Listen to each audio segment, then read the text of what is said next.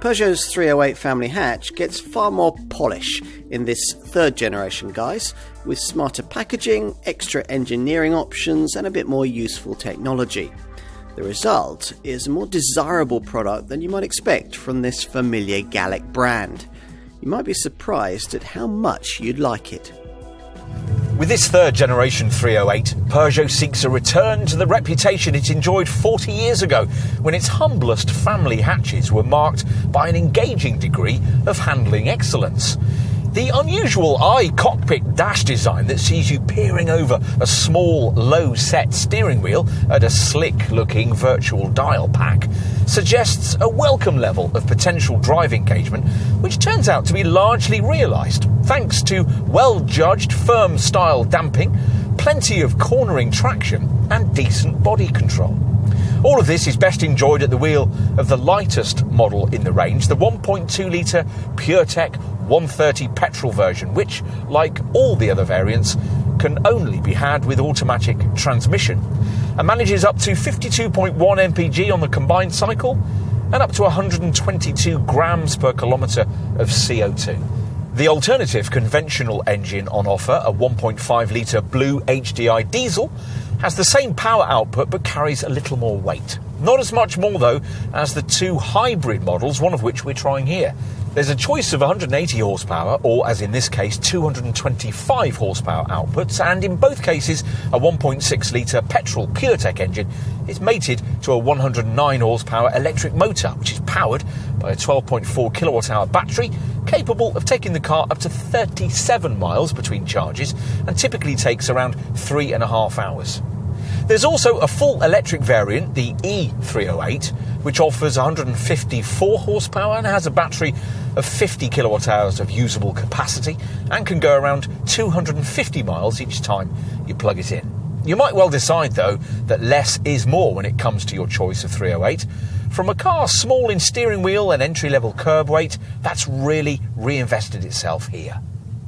Peugeot Design is currently reinterpreting what compact hatchbacks can look like.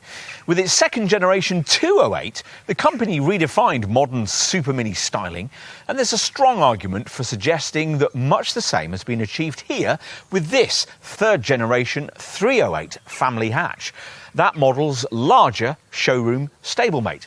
It's perhaps not quite as visually appealing, but it certainly makes a pavement statement. As before, there are hatch and SW estate body styles, both of which have plenty of overtaking presence. There's a longer-looking bonnet than before, with a prominent bulge and a lower-looking nose bearing the latest, rather different Peugeot badge on its grille, which reinterprets the company's 1960s iconography and is large enough to cover the radar needed for the autonomous driving aids. In profile, existing owners might notice the extra 11mm of length this time round, and the prominent creases that have appeared over the wheel arches, which sit below a stronger shoulder line. At the rear, the LED tail lamps seem almost impossibly thin, decorated on the GT models with a distinctive 3-claw lighting signature, and above base trim linked by this glossy centre strip. Everything's very in your face and angular, and virtually everything you touch feels tactile and of high quality. And as with this model's direct predecessor, the first thing you're going to have to decide is whether you can get on with the distinctive cockpit dash design with its tiny steering wheel, above which, rather than through which, you're supposed to view the instruments. The little gauges you view now of the virtual variety displayed on a 10-inch screen are unusual too, but all the information shown is clear and easy to assimilate, and the screen layout gets clever 3D graphics. The central monitor is also 10 inches in size, but is deeper and more informative, underscored by a row of what Peugeot calls toggle switches, which here operate the climate features but can be reprogrammed for other functions if you wish. Normally, you'd expect this central screen layout to flow down into the lower part of the centre stack, but the designers clearly felt more storage space could be freed up by separating out this angular lower console with its diminutive little impulse selector gear shifting switch. Lumbar adjustment comes as standard for the beautifully upholstered seats. With the exception of restricted rear three-quarter vision, the ergonomics are fine and build quality from the French Mulhouse factory is difficult to fault. Right, time to take a look in the rear. Well, it's certainly not what you'd call spacious back here, or at least it won't be if you've front seat folk of at least average height sitting ahead of you. But with the exception of Skoda's Octavia, no obvious rival in this class does much better. As at the front though, classy finishing makes up for much. The way the interior part of this centre armrest is trimmed, for instance, is a far cry from a mediocre class norm. Finally, let's take a look out back. Conventionally engined 308s offer 412 litres back here. The capacity figure for this Peugeot that we just quoted doesn't apply in this case because we're testing the hybrid version, restricted by the size of the underfloor battery to 361 litres, which is much the same as you'd get from the all-electric E308. Obviously, because of its slightly higher roofline, the SW Estate version has a larger boot, 608 litres in size in conventional variants, or 548 litres if you opt for a hybrid.